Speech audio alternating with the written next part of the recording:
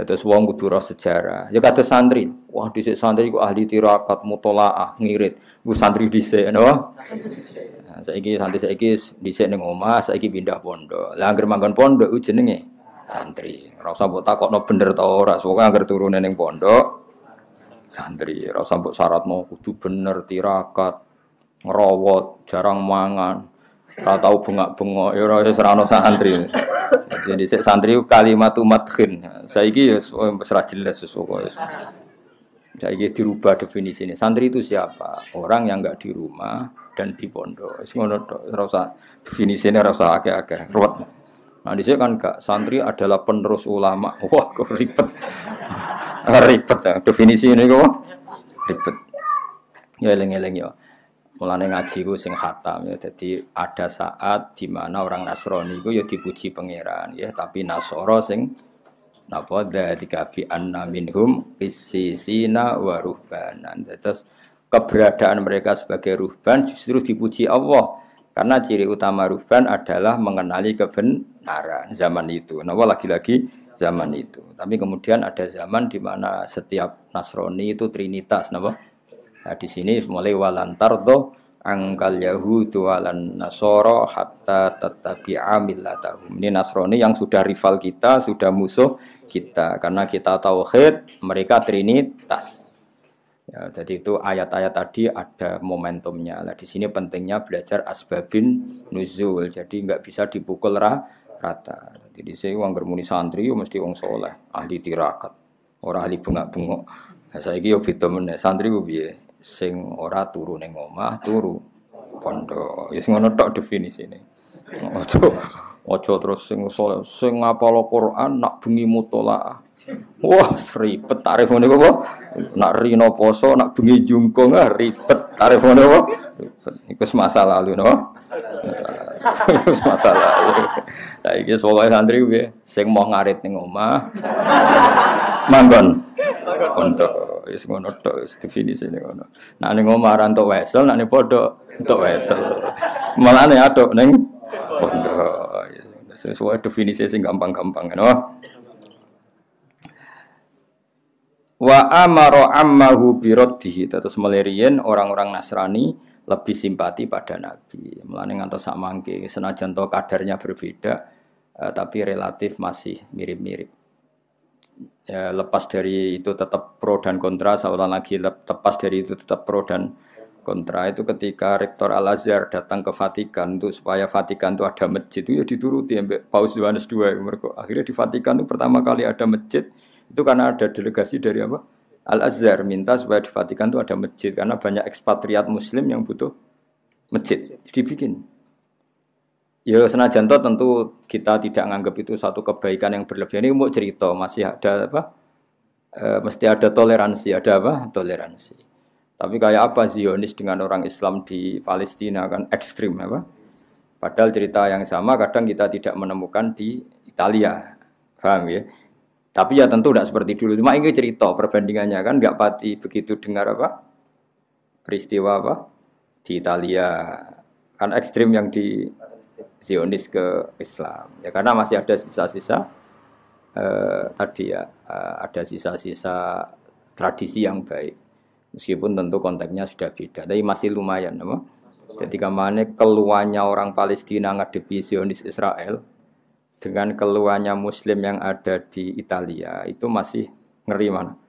Ngeri orang Islam ngadepi Yahudi di Israel atau di Palestina. Paham ya? Timbang orang Islam yang hidup di Italia atau di Vatikan. Itu artinya masih ada lah sisa-sisa apa? Wa ja'alna fi qulubil ladzina tabauhu ra'fatau wa rahmah. Biar ciri utama pengikut Isa itu ra'fatau wa rahmah. Ada rasa iba, rasa kasih sayang. Ya tentu konteksnya sudah beda. Ini kan cerita sejarah ya meskipun paling tidak sisa-sisanya itu masih ada. Meskipun tidak sesempurna dulu. Jadi kamane wong Islam itu kunane kuno itu luwe nyaman kalau nggak ada pilihan seorang lagi kalau nggak ada pilihan itu luwe nyaman bertetangga mbek wong Nasrani timbang mbek wong napa Yahudi. Ya tapi tentu itu ada takarannya, ada ukurannya, tidak sembarangan. Ini kan pola umum sejarah napa? Pola umum sejarah. Jadi lebih dekat apa? orang Nasrani ketimbang orang apa? Yahudi. Ya, tadi kan ayatnya wala tajidanna asyaddan nasi adawatal lilladzina amanul yahuda walladzina asyraku. Terus wala tajidanna aqrabahum mawaddatan lilladzina amanul ladzina qalu inna nasara. Kemudian ada perubahan ekstrim di mana orang Yahudi Nasrani itu sudah satu kekuatan negara, kekuatan yang kadang membela kerajaan, bukan membela agama. Di sini ada rivalitas yang sudah tidak fair. Di sini ada ayat walantardo angkal Yahudu walan Nasara hatta tattabi'a millatahum.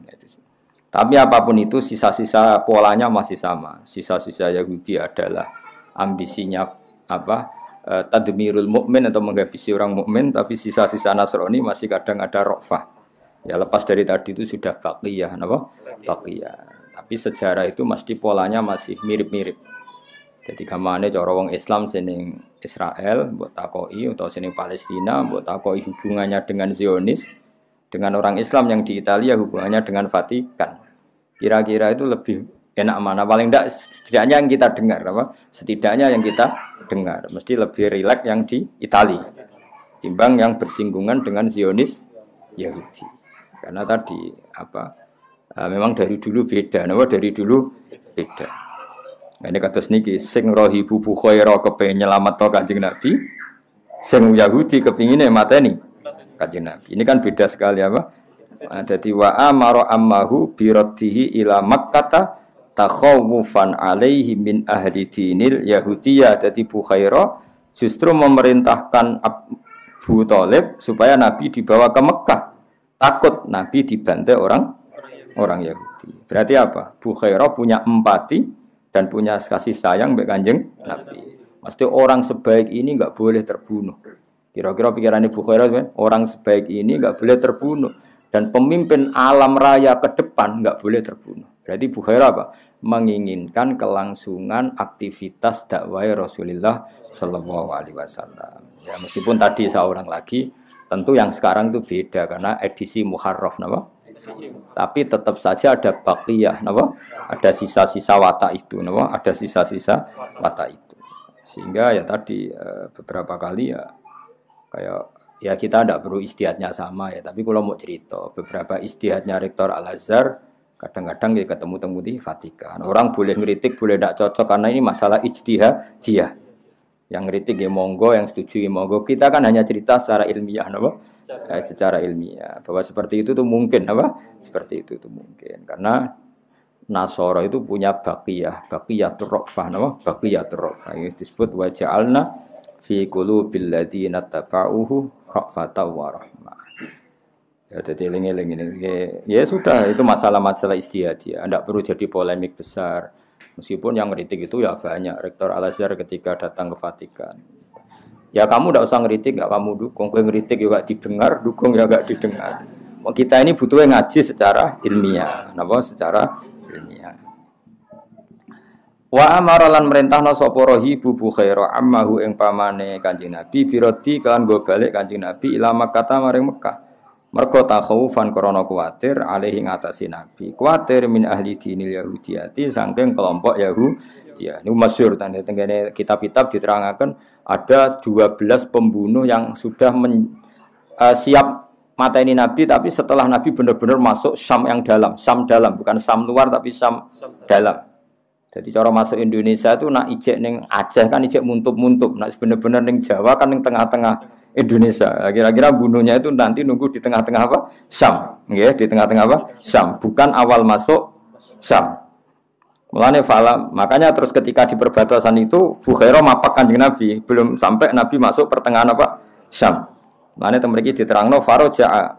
Karena begini ya, kitab yang dibaca Ja'far Al-Barjanji ini, Sayyid Ja'far Al-Barjanji, kitab rujukannya itu saya punya, sehingga saya tahu detail. Jadi meskipun di sini dibahasakan singkat, saya itu tahu detailnya karena kitab yang dibaca beliau itu tak baca saya.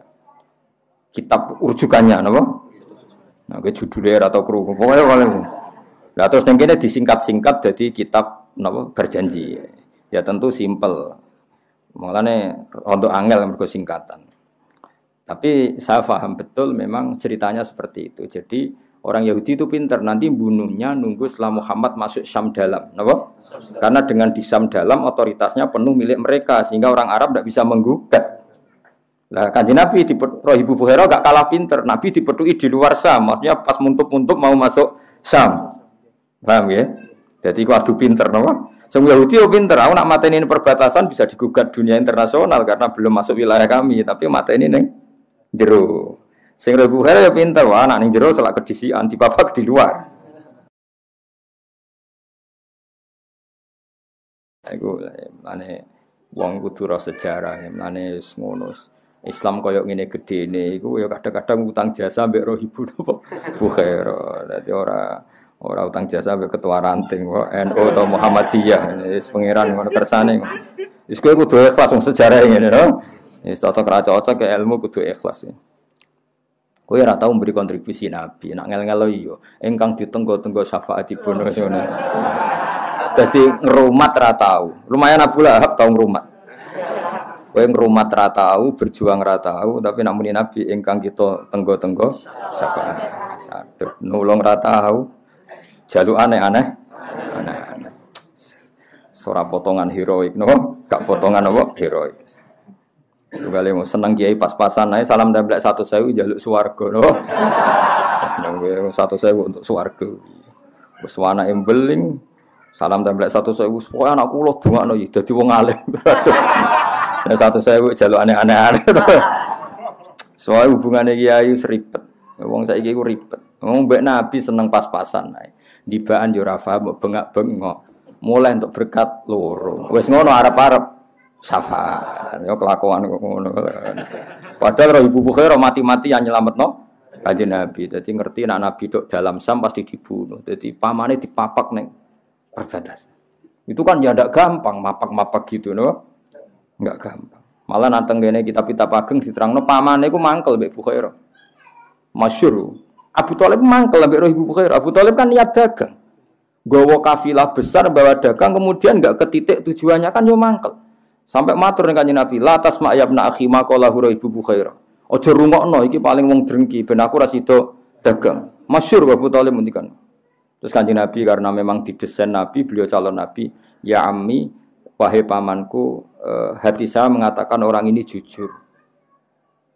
Akhirnya terus jadi Abu Thalib sendiri itu mangkel sama Ibu Buhairah. Beliau mau kembali mergo Nabi ngendikan, ya ammi hati saya mengatakan orang ini jujur. Jadi tidak segampang itu. Ya, jadi eling-eling ya. Jadi rencana pembunuhan Yahudi itu di Syam dalam, elingin apa? Di Syam dalam karena itu kecerdasan orang Yahudi dengan bunuh di dalam kan benar-benar teritorialnya Yahudi. Kalau di perbatasan digugat secara internasional. Mulai dulu itu ada teritorial itu. Makanya ketika Nabi Musa lari dari Mesir dikejar-kejar apa? Fir'aun. Beliau lari ke Madian. Apa? Dan dulu sudah ada teritorial. Fir'aun itu tidak punya otoritas di Madian. Makanya ketika Nabi Musa sudah sampai Madian, dawuh Nabi Syuaib ya, la takhaf najauta, kamu akan selamat di sini. Itu di Sarah-Sarah diterang fa inna Madian laisa min sultanati Fir'aun, karena Madian tidak ikut teritorialnya Fir'aun. Paham ya? Jadi dulu orang sudah modern, kalau musuhan dengan Fir'aun ya lari ke daerah yang tidak wilayahnya Fir'aun. Ya sama lah dulu. Sama sekarang itu sama. Misalnya orang Papua ingin merdeka supaya enggak ditangkap orang Indonesia, minta suaka politik Australia atau Amerika karena Indonesia enggak punya otoritas di Australia. Dulu ketika Khomeini musuhan Mbek Pahlavi, beliau suaka politik di Prancis. Ya sama mulai dulu ya modern. Jadi kalau musuhan sama orang Nabi Musa, kalau tetap di Mesir kan ditangkap Fir'aun, beliau ke Madian. Ketika di Madian gimana? La takhaf najauta minal qaumidz zalimin. Itu di Sarah-Sarah fa inna Madian laisat min sultanati Fir'aun. Paham gitu. Terus ini Buhairah ya sama. Ini kalau masuk ke Syam, kita tidak punya wilayah di sana, pasti dihabisin tanpa bisa menuntut. Akhirnya wa amara lan perintah sapa Buhairah ammahu biradi la Makkah takhawfan alaihi min ahli dinil yahud. Ya terus faraja mongko bali sapa Abu Thalib bihi nggawa kelawan Kanjeng Nabi. Walam yujawis, nah ini pinter Sayyid berjanji. Makanya saya tahu betul kalau kitab ini dikarang orang alim. Karena kitab yang indukannya itu saya baca. Ini walam yujawis lan orang liwati sopo Kanjeng Nabi minasyamil muqaddas saking teritorial Syam muqaddas. Ini ku yang sekarang ada masjid Baitul Aqsa. Napa? Sekarang ada masjid apa? Aqsa. Busrohu ing kota besar Syam muqaddas. Jadi kemana? Kanjeng Nabi itu hanya di perbatasan, enggak sampai masuk ke Syam dalam, napa? Tidak sampai masuk ke Syam dalam. Sekali masuk Syam dalam pasti Nabi dihabisi. Jadi redaksi apa? Walam yujawis lan orang liwati sapa Nabi minasyamil muqaddas saking Syam sing muqaddas. Busrohu yaiku kota busrone Syam. Jadi walhasil Nabi tidak sampai ke titik inti kota yang ada di Syam. Karena sampai perbatasan sudah dipapak rohibu Bukhaira, padahal para pembunuh Yahudi nunggunya di tengah kota atau di pusat tengah-tengah Syam. Mulane iki redaksine keto alime Sayyid sinten berjanji oleh redaksi Nabi Faro ja'abihi walam yujawiz minasyamil muqaddasi busra.